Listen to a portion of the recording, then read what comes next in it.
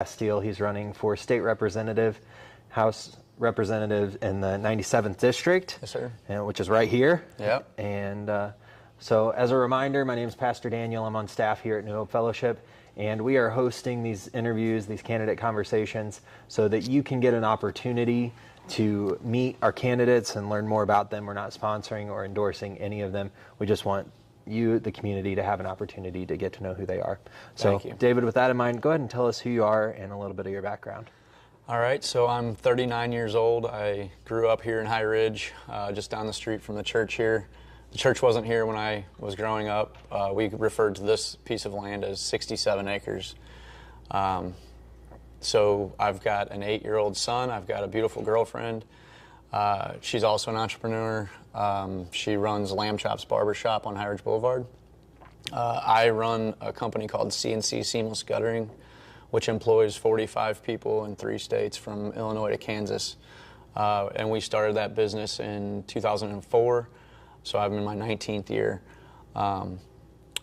I went to High Ridge Elementary, North Jefferson Middle School, Northwest High School. Being raised by a single mom, though, I got into a little bit of trouble and found myself in a Show Me Challenge program, which awarded me a GED when I graduated in 2001. Half of my class, because it was shortly after 9/11, went to enlist. The recruiters kind of swarmed my school, and I had a deal with one of my sergeants. I was hoping to become a Presidential Guard unit on the Marine Corps. The deal was that he would have to wrestle me. I would have to beat him in a wrestling match on graduation day. Having just lost my mom, he thought that it'd be better if I went to college, so I was never able to defeat him. I snuck attack him. I got my cadets to help me. We fought fair, we fought unfair, and ultimately he whispered in my ear, "Go to college." So that's what I did. My son is 8, and he's the major reason why I'm a candidate today is that when my son was born, I decided that I needed to be an example. It wasn't when he was born, it was actually when he stopped listening to my instructions and started following exactly the example I was setting. So I realized that he was watching. And we also, when we moved into the city, which was where my business moved to, we're way downtown near Cass and Jefferson because we can get to our jobs quicker that way. Highway 30 became an issue for us with as many trucks as we began running. But when I got into the city, I could kind of see how those people were living on the south side, and so I started buying apartment buildings and trying to elevate their quality of life. So today we have 27 apartments that we rent on the south side of St. Louis, and we work to improve the quality of the communities as well as out here. So we're pretty busy. Yeah, it sounds like it. Yeah, but I think that the real reason that I was running was because I feel like there's a lot of business owners that have the experience and the qualities to be good candidates. However, they don't ever make the time or find the time. And I decided to draw a line in the sand when gas prices kept going up, causing the cost of everything to go up, the cost of living to go up. And, so I decided to become a candidate back in February 22nd. I filed my candidacy papers in Jefferson City. I happened to file for the wrong district because of the redistricting year. So I had to go back the next day, withdraw my candidacy for 111 and refile for the 97th district. So I didn't have any opponents until the last day of filing on March 29th, which at first I was grateful to not have an opponent, but then whenever my opponent entered the race on the last day of the filing period, I shifted gears and went into campaign mode for the first time ever, and it has been one of the most rewarding experiences of my life. I'm so grateful for this opportunity. Now that we're 5 days away, I'm proud, I'm ecstatic, I'm excited. All candidates have been on an emotional roller coaster, and I'm excited to share that experience with other business owners down the road so that they all might help to achieve liberty and freedom and act as an example in their own communities so that they can use the experience they have as business owners and apply that to the legislature or politics in general to improve the community beyond their own pockets. Sure. And you've alluded to it a little bit already, but go ahead and tell us again, why are you wanting to run for the House specifically? So the House, its term is from January to May. It's 5 months out of the year that the candidates, the elected state representatives and senators have to be in Jeff City. It's in the off season of the farmers, the merchants, and the bankers back in the day when the program was designed, the system was designed. And so I want to get back to that. I want to be the example to other business owners who need to leave for a period of time to do their part to serve their community and then come back. I'm not intending upon being a lifelong politician. I saw one of those questions. Mm-hmm. That's not my goal. My goal is to be an example to others, and I think that's the only way to lead is by example. So, and I don't think anyone ever gives you permission to lead. It's just something that you have to do when the time comes, and that's what I'm trying to do now. Awesome. And tell us about a time that you faced an ethical dilemma and how you resolved it. Fatherhood. I was thinking of how I was going to answer this question. There's all these things that we want as fathers, as parents, to keep our children from knowing about. On the campaign trail, for me and my 8-year-old, it was being pro-life and being confronted with a pro-choice constituent who was not shy and telling me and my son that she would never vote for a misogynistic pro-life Republican. Before she was done saying those words, my son looked up at her and asked her, "What does misogynistic mean, lady?" And I was very, very proud, but also a little nervous, and there was my ethical dilemma. How do I respond in this moment where I'm on this person's private property and I'm with my son and he's watching? You know, I'm deliberate about being an example. So I gave Finley some palm cards and sent him down the road to continue knocking on doors, and I got into the weeds a little bit with that lady. So the dilemma is that, what do I do? As an inexperienced candidate, I wanted to kind of make my points, but I shouldn't have done that. You know, I think people are going to be the way that they're going to be, and their preconceived notions are probably already well installed into their beliefs before I ever come into their sphere. Sure. So also, though, as a business owner and as a landlord, we often have to make the difficult decision of handling tenants who are past due on rent. And luckily, we haven't evicted very many people at all. And I think that it's because of our communication with those tenants in those situations. And so the ethics is that everyone deserves a roof over their head and everybody deserves an equal quality of life. But sometimes, and then the practical side of that is, but you have to follow certain rules. Some people in my position will just resort to eviction because that's the rule, that's the lease, that's the letter of the law. However, we've never been just by that. So we believe that it's better to understand the situation, to provide people an opportunity to speak. And so that's kind of, I think that the answer to the question falls somewhere in between the ethical thing to do and the practical written thing to do. Sure. So. Sure. It seems like people are more interested or maybe involved in politics, and you're not the first business owner I've talked to who has decided to throw their hat in the ring for the first time. Yeah. And so why do you think people are more involved in politics right now than they have been in the past? I think that's an easy question, at least in my humble opinion. It's due to the dramatic swing of reality. You know, you've got, in 2019, things couldn't have been better economically. There's lots of people working. The diverse groups that represent America were all working. Everything was going good. Gas prices were low. Interest rates were low. Just things were great. And then the pandemic happened, and that kind of undid all of this. So as a result of that now, interest rates are high, gas prices are high, materials hard to come by.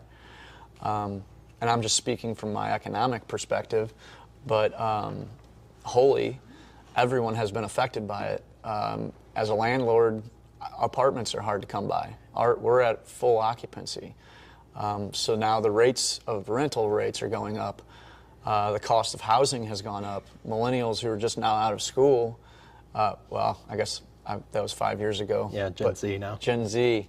But the college graduates aren't able to get jobs, you know, because the economy was shut down. So as a result of all the decisions the government has made in the past few years, they have affected everybody. And so here we are now with everyone affected, and everyone is involved, wondering where do they go, how do they help, and I think that I just decided to be an example, to be as bright of an example as I can.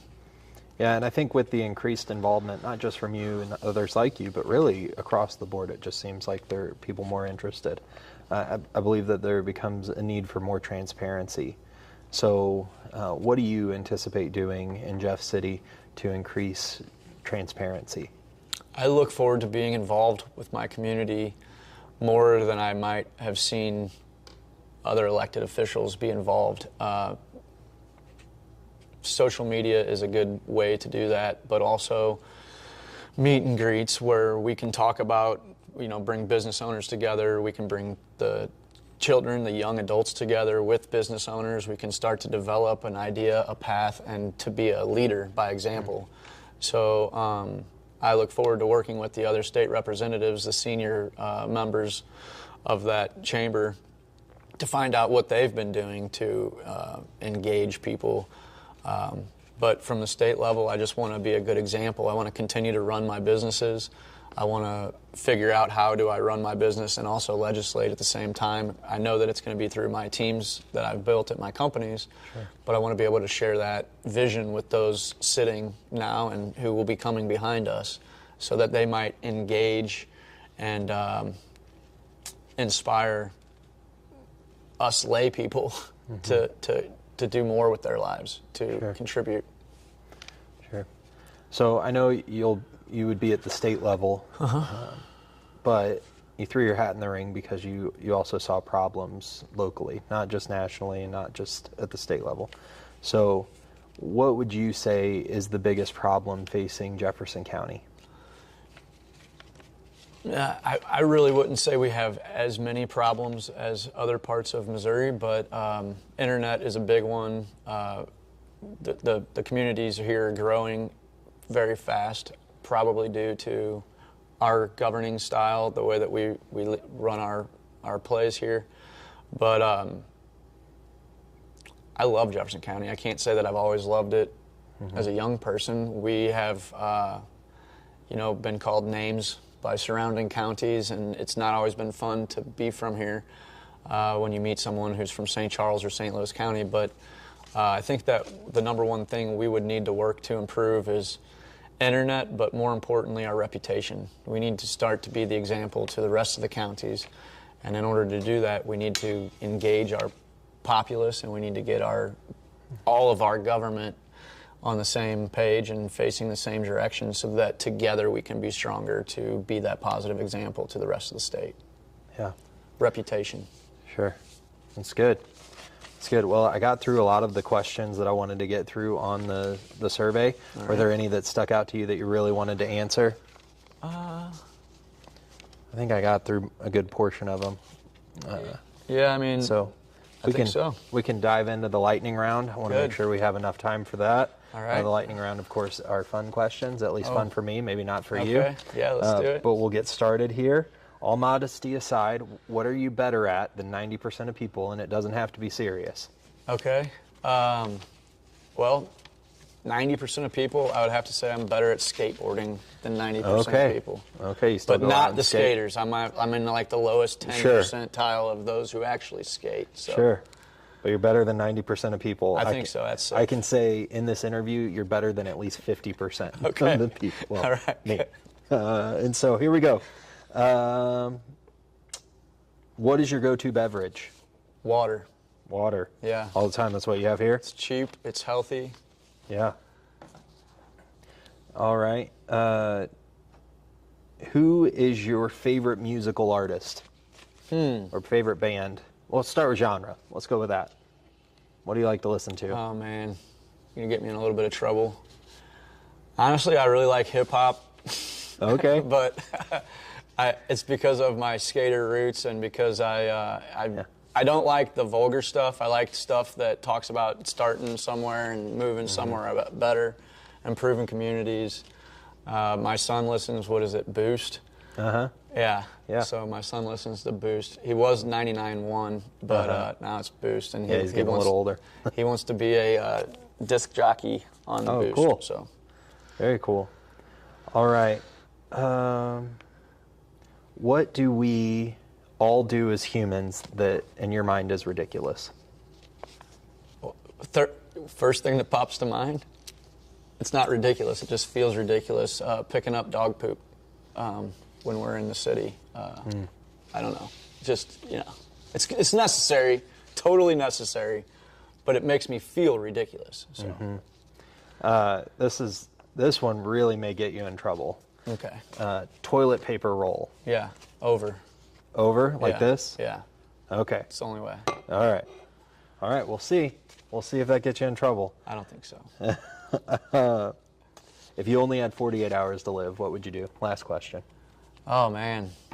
Well, I would probably apologize to anybody who I felt like I offended. I would, man, that's tough. That's pretty deep, actually. I would definitely get everything off of my chest because if there's one thing I want is a good death without any regret. And that's, again, why I'm kind of doing this, is I don't want to have gotten through my whole life and regretted doing something. So I would probably do a bunch of the bucket list stuff. I don't even know what that might be, but definitely apologize to anybody who I might have wronged over the years. Tell people how I truly feel about them. However, I do that pretty well now.